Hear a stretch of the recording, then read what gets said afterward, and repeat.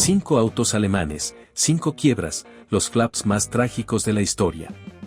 Antes de empezar, quiero que imagines lo siguiente: un auto tan avanzado, tan refinado y tan por delante de su época que terminó arruinando a la empresa que lo creó. Ahora multiplica eso por 5. 5 autos alemanes que parecían historias de éxito, autos que en papel lo tenían todo para cambiar el juego, pero que en cambio se convirtieron en errores que arrastraron a empresas enteras a la bancarrota. Y uno de ellos fracasó de forma tan devastadora que el fabricante pasó décadas tratando de ocultar su existencia. Ten en mente esta pregunta mientras ves el video: ¿cómo puede un auto ser lo suficientemente revolucionario para dejar boquiabiertos a los ingenieros y, al mismo tiempo, lo suficientemente catastrófico para borrar del mapa a una compañía? Estos son 5 autos alemanes, 5 quiebras, los flaps más trágicos de la historia. Empecemos con el auto que simplemente estaba demasiado adelantado para que el mundo pudiera lidiar con él. El NSU RO 80 no llegó al mercado de forma discreta. Llegó como un disparo de advertencia desde el futuro. Un auto que en 1967 parecía, se sentía y manejaba como ningún otro en las calles alemanas. Líneas bajas y limpias, curvas aerodinámicas que hicieron que Mercedes y BMW parecieran anticuados de la noche a la mañana. Incluso su coeficiente aerodinámico de alrededor de 0,35 estaba a años por delante de la competencia. Todo en él gritaba nueva era. El interior era minimalista, casi de ciencia ficción, y debajo latía un motor que prometía reescribir las reglas, un motor rotativo Wankel acoplado a un embrague semiautomático futurista. Una combinación que ninguna berlina alemana se había atrevido a probar antes. Pero en el momento en que NSU lanzó el RO 80, la empresa, sin saberlo, activó una cuenta regresiva. Porque el RO 80 no solo era innovador, era demasiado innovador. El RO 80 debía demostrar que el motor Wankel era el futuro. El motor rotativo prometía una suavidad increíble, menos piezas móviles y altas revoluciones. Cuando los primeros probadores lo manejaron, dijeron que se sentía como flotar, sin vibraciones, sin titubeos, solo una aceleración effortless que nunca habían experimentado en una berlina. Fue elegido auto del año de inmediato. Los concesionarios no daban abasto. Los entusiastas llenaban los showrooms. Debería haber sido el comienzo de una revolución. En cambio, fue el comienzo de una catástrofe. Porque en ese motor increíble se escondía un solo componente que destruiría todo lo que NSU había construido: los sellos apicales, Epoch Seals. Pequeñas piezas metálicas que caben en la palma de la mano, pero lo bastante poderosas para reducir a escombros a toda una empresa. Cuando el motor se calentaba, los sellos se desgastaban mucho más rápido de lo que NSU había calculado. Se astillaban, se deformaban y se destrozaban dentro de la carcasa. Y cuando fallaban, no lo hacían despacio, arrastraban consigo todo el motor. Los RO 80 regresaban al taller con apenas unos miles de kilómetros. Los motores se cambiaban bajo garantía. Una y otra vez. Algunos dueños recibieron 3 motores de reemplazo en el primer año. Pero no fueron los motores defectuosos los que condenaron a NSU. Fueron las facturas. Cada cambio era una herida financiera que la empresa no podía soportar. Los fallos se acumulaban, las quejas crecían y lo que se pensó como un avance se convirtió en una trampa de la que no pudieron escapar. 1969, las quejas aumentaron. 1970, los concesionarios entraron en pánico. 1971, las finanzas de NSU colapsaron por completo. 1972, llegó el final. NSU, alguna vez uno de los fabricantes más valientes de Alemania, se vio forzado a fusionarse. Volkswagen se quedó con la empresa a través de Euro Union y el RO 80, el auto que debía salvarlos, terminó siendo el que provocó su caída. Hoy el RO 80 se considera una obra maestra. Una idea hermosa destruida por un solo error. Una mirada al futuro que llegó demasiado pronto. Antes de seguir, una nota rápida: más del 90% de ustedes ven los videos sin suscribirse. Si te gustan estas historias de autos olvidados, relatos ocultos y momentos de los que la mayoría nunca se entera, Tu suscripción nos ayuda muchísimo a seguir contándolos. Para ti es solo un clic. Para nosotros es lo que mantiene vivo el canal. Y lo que viene ahora es un colapso completamente distinto. No más rápido ni más lento, solo más raro. Un fracaso que ni siquiera parecía un fracaso, hasta que ya fue demasiado tarde. Si el ANAS Euro 80 colapsó por una tecnología demasiado avanzada, el DKWF-102 colapsó por algo mucho más común, una tecnología cuya época simplemente había terminado. El F-102 no fue un salto valiente hacia adelante. Fue el último paso de un viaje que duró demasiado. Un viaje impulsado por motores que pertenecían a otra era. Y se convirtió en el último auto que DKW fabricaría jamás. Para entender por qué el F-102 fracasó hay que saber qué significaba DKW. Durante décadas, DKW fue el rey de los motores de dos tiempos. La empresa hacía motos, microautos y berlinas pequeñas que eran simples y livianas. Su slogan se volvió parte de la historia automotriz alemana, DKW, el pequeño milagro. Y durante décadas no fue exageración. Sus dos tiempos ayudaron a recuperar la movilidad de posguerra. Eran baratos de mantener, fáciles de reparar y estaban en todas partes. Pero el mundo cambió y DKW no. A inicios de los 60 los conductores querían suavidad, silencio y confort en viajes largos. Los dos tiempos ya no podían dar eso. Mercedes, BMW y Volkswagen evolucionaban. DKW seguía aferrado a la filosofía que lo había hecho famoso. El F-102 fue ese intento desesperado y le costaría todo. Cuando salió en 1963, debía ser un nuevo comienzo. Diseño limpio, proporciones modernas, tracción delantera décadas por delante de la competencia. Tenía todos los ingredientes, excepto el más importante. El motor. El F-102 seguía apostando por un pequeño tricilíndrico de dos tiempos con 60 HP. Bueno para la ciudad, inútil en autopista. Un motor de otra década. Los compradores querían suavidad y eficiencia. El F-102 ofrecía ralentí inestable, consumo alto, mezcla constante de aceite y mucho humo. Los conductores bromeaban diciendo que podías reconocer a un dueño de DKW por la nube azul de humo. En tiempo seco era fatal. El aceite sin quemarse espesaba, la lubricación fallaba y pequeños errores provocaban averías totales. Los talleres se llenaron de F-102 defectuosos. Los costos de garantía explotaron. Las ventas colapsaron. DKW no vendía autos, vendía un pasivo. 1964, estalló el pánico. 1965, llegó la desesperación. DKW empezó a buscar a alguien dispuesto a rescatarlos. 1966, la búsqueda terminó.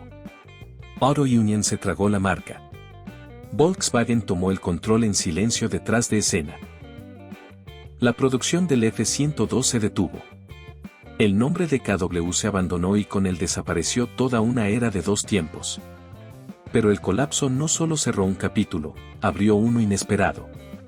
Volkswagen tomó el chasis del F-102, le puso un motor moderno de cuatro tiempos, revisó la suspensión y lo relanzó con otro nombre que se volvería legendario, Audi.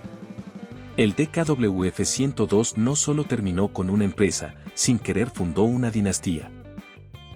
Y la siguiente tragedia no llegó porque el pasado los alcanzara, sino porque un pequeño fabricante intentó saltar directo al futuro. Un salto tan arriesgado que solo el aterrizaje borró la marca del mapa. Glass era un fabricante familiar pequeño, conocido por microautos como el Go-Go Móvil. Baratos, simpáticos y sencillos. Autos para una clase media en ascenso. Nada que competir con la élite de lujo alemana. Pero a inicios de los 60 algo cambió. La economía alemana explotaba. Los conductores querían autos más grandes, motores más potentes, más presencia. Glass no quería solo seguir el ritmo, quería entrar al mundo del prestigio y demostrar que podía mencionarse junto a las marcas de lujo. Eligieron el camino más valiente, construir un auto de lujo desde una empresa que nunca había hecho nada parecido. Ambicioso, atrevido, y los puso en un camino que nunca pudieron pagar. En 1964 Glass presentó una berlina de clase alta, el Glass 1700. Elegante, refinada, con 80 HP. Decentito para un fabricante pequeño, pero inferior frente a BMW y Mercedes que tenían 10 veces más recursos. El desarrollo fue carísimo, pero siguieron adelante, querían probar que podían ser más.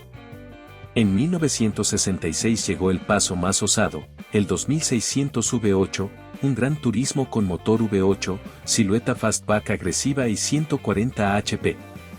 Parecía éxito. Por un momento dio la impresión de que Glass lo había logrado.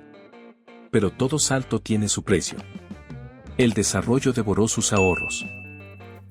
La construcción de la carrocería estiró el presupuesto. Cada auto vendido los hundía más en deudas. A mediados de 1966 la situación era incontrolable. Intentaban mantener viva una empresa cuyos días estaban contados. BMW intervino, no por caridad, sino por la tecnología. Glass era pionero en correas dentadas, las habían perfeccionado y BMW quería ese conocimiento. Así que hicieron su jugada. El Glass V8 se rebautizó como BMW. El Glass 1700 se reconvirtió en BMW. Y el nombre Glass, la empresa que se atrevió a volar demasiado alto, desapareció casi de la noche a la mañana. Desde afuera parecía un rescate. Dentro de Glass se sintió como el último suspiro de una compañía que fue demasiado rápido, demasiado lejos. Soñaron con pertenecer a la élite automotriz alemana. En cambio, fueron devorados por ella. La tragedia de Borgward empezó con éxito. La Isabella fue el auto que puso a Alemania a prestar atención. Cómoda, elegante, al nivel de Mercedes. Para Borgward debía ser el comienzo de una dinastía. En cambio, fue la victoria que los derribó. Karl Borgward era un ingeniero autodidacta convencido de que podía desafiar a Mercedes. Por un tiempo lo logró. Sus autos sorprendían a la crítica. A mediados de los 50 Borgward era una de las estrellas en ascenso de Alemania y la Isabella era la joya de la corona. Lanzada en 1954, la Isabella lo tenía todo, líneas elegantes, motor 1.5 litros vivaz con 60 HP, suspensión avanzada, confort que superaba a la mayoría de competidores. Se vendía rápido y se volvió omnipresente en las calles alemanas. Pero detrás del éxito había una debilidad. Borgward supervisaba todo personalmente, aprobaba cambios a veces incluso durante la producción. Cada refinamiento mejoraba el auto, pero disparaba los costos. La empresa no podía seguirle el paso. A finales de los 50 Borgward tenía 3 marcas, miles de empleados, fábricas del tamaño de pueblos pequeños, pero cero control financiero. Los autos se vendían, pero el dinero no se quedaba. Los acreedores acechaban, los bancos se ponían nerviosos y la Isabella necesitaba actualizaciones, herramientas nuevas. Borgward ya no podía financiarlo. El 4 de febrero de 1961 Borgward declaró bancarrota. El shock golpeó a Alemania como una ola de frío. Una empresa con libros de pedidos llenos, un bestseller en la calle. ¿Cómo pudo colapsar? Durante semanas los periódicos hablaron del tema. Políticos exigieron respuestas. Pero la verdad era simple, la empresa creció más rápido de lo que pudo sostenerse. En pocos meses Borgward desapareció. Miles salieron por puertas que nunca volvieron a abrirse. La historia del Better City empieza con un hombre. Erich Bitter, ex piloto de carreras, preciso, implacable. Un hombre convencido de que Alemania merecía un gran turismo que pudiera pararse junto a Maserati y Ferrari, pero con carácter inconfundiblemente alemán. Sin fábrica, sin inversionistas, sin imperio detrás, solo una visión que no estaba dispuesto a soltar. Una visión que produciría uno de los autos alemanes más bellos y un fracaso desgarrador. En 1969 Opel presentó el concepto CD, un perfil bajo y futurista diseñado por Chuck Jordan. Opel no quiso producirlo, pero Bitter vio su futuro ahí. Se aseguró motores V8 del Opel Diplomat, cerró alianzas con carroceros de toda Europa y empezó a convertir el concepto en realidad. Cada paso más caro, cada decisión acercaba más a su empresa al abismo. En 1973 llegó el Better City a la calle. Capó largo, forma de cuña delgada, interior hecho a mano, líneas italianas. Impulsado por un V8 Opel de 5.4 litros. Suave, confiable, lo bastante potente para superar los 200 km por hora. Exótico como un Ferrari, sólido para el día a día. Cuando ese V8 estaba en ralentí no retumbaba, fluía. Una máquina con alma. Famosos lo compraron. Coleccionistas lo persiguieron. La prensa lo llamó el Maserati alemán. Podría haber sido el inicio de un imperio boutique de lujo. Entonces llegó la crisis del petróleo de 1973. Los precios del combustible se dispararon. Los GT de motor grande se volvieron inaccesibles de la noche a la mañana. Los clientes desaparecieron, los concesionarios se retiraron. Para un gran turismo hecho a mano por una empresa pequeña, el timón fue fatal. Los costos de producción explotaron. Bitter necesitaba ventas constantes, el mercado colapsó. Y como era la empresa más pequeña, el shock financiero fue devastador. Solo se construyeron 395 Bitter CD. Bitter intentó regresos en los 80 y décadas después. Pero el mundo ya estaba dominado por gigantes. El nicho pequeño ya no existía. El Better City sigue siendo su obra maestra y su advertencia. Hasta el sueño más bello necesita el timón correcto.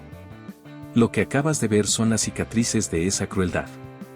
5 máquinas, 5 colapsos, 5 historias donde el brillo se volvió en contra de las personas que lo crearon.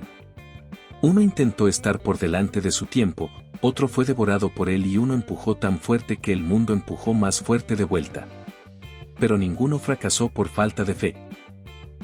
Detrás de cada uno de estos fracasos había alguien que arriesgó más de lo que podía permitirse por una idea que no podía soltar.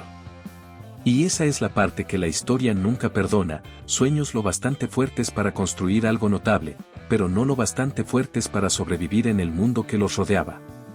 Sus historias no terminaron con gloria. Terminaron en silencio.